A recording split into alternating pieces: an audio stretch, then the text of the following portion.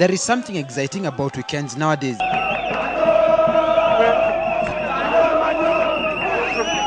Sometimes it happens in the middle of the week. And it's not watching your favorite English football team from your neighborhood sports bar or a rugby game from subscription channels. It is being there to support your team, your local football team, as fans get back to the terraces in support of local football. Here, Gor Mahia and AFC fans, old-time arch rivals, outdo themselves by how many show up for the game, how loud they spur their favorite players on and intimidate their opponents. Na chui anajua kunyemelea. Leo hii wamempata chui akiwa amesinzia. Najua raundi ya pili chui atakuwa maamuka. And to show that unwavering support, supporters come decked in an item or another indicating their preferred teams, and this is where entrepreneurs have recently found a source of income. The way to go really is through merchandising. Now, I just want to give you an example. If we're talking about jerseys, let me talk about the magazine that we produce. The agreement is that the producer will use all their funds to do it, and will take 40% of the sales. So they'll take 60%. From that 60%, they should be able to recoup their investment and also make some profit.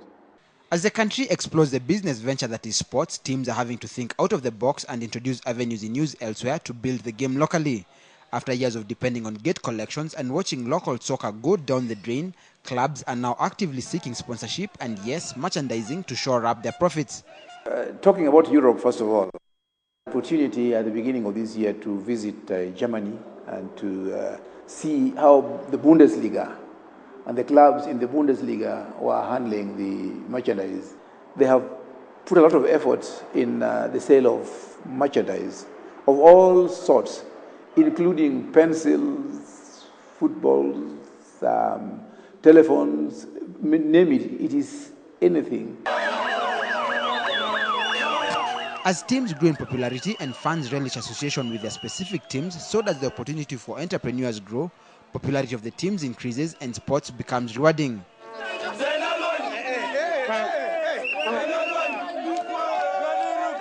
So successful has merchandising been over the last 2 years that it is only a matter of time before you find a kitchen utensil with your favorite local team branded on it. We should be able to walk out of the traditional market of the jerseys only, or the caps or scarves. We want to go into other apparel, beyond umbrellas. We want to get into sale of practically anything, including household goods, if we can get them branded. Production of merchandise items is controlled to protect the integrity of the brand. And get into contracts where there's a clear percentage. We agree on production, who is producing it. For example, take the magazine. We agree with the producer of the magazine how much they're going to sell the magazine. They take care of the production, and then there is an income that we derive from the sale of magazines. So we think that the way to go in terms of supplementing income is through the sale of merchandise, clubs merchandise. And the fans have turned up in. With the local Premier League now available across the continent on pay television and some clubs acquiring frequencies in the run-up to digital television, sports present a huge frontier for business, calling on entrepreneurs to take positions.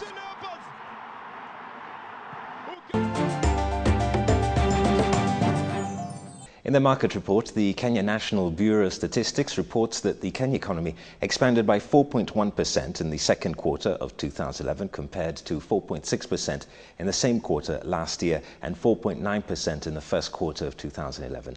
Inflation in the month of September rose to 17.32% from 16.67% at the end of August. The 91-day Treasury bill is attracting interest at the rate of 14.99% this week, up from 14.36% last week. The rate on the 182-day and 364-day papers is pegged at 14.28 and 14.49% respectively. The average bank lending rate, as at the end of August, stood at a higher 14.32%, while the average bank savings rate at the end of the same period was unchanged at 1.37%.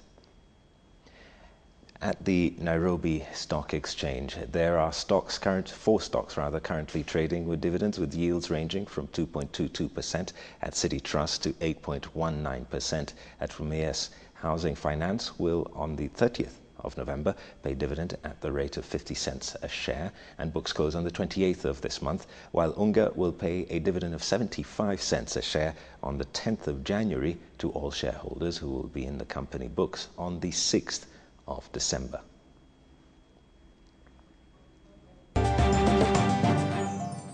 On your question answered, Leah Njeri says that she imports shoes and handbags for sale in Kenya, but her profits have been depressed by the weak shilling against the dollar. She would like to know if there's a way she can use this to negotiate for lower taxation, or if there are taxes she can avoid to stay in business. We put the question to Martin Kisu, the regional tax partner at PKF. Martin. Thank you. I would tell Leah that there are no provisions within the law today to grant relief whenever certain events occur that would occasion business losses. But if you end up in a loss situation, then the law permits you to carry forward the losses to offset against future profits. So whereas you will not get any immediate tax relief, in future, the profits that you're going to make are going to be set off against the losses that you've made in the current year. And the depreciation of the shilling has affected practically every business that is importing goods or services into the country. A lot of them will end up in losses. The law permits that the losses are carried forward and will set off next year. Hopefully the situation will have stabilized and they will return to profitability, and therefore the profits for the next tax period will be reduced by the losses they're suffering today. Thank you, Martin. That's all we had time for this Wednesday. Let's do it again next week. Remember that you can send in your comments or questions to the email address ktnbizweekly@standardmedia.co.ke, or a text message to 8041 8041. All from the entire KTN Business Weekly team, thank you for watching. I'm Michael Oyer. Good night.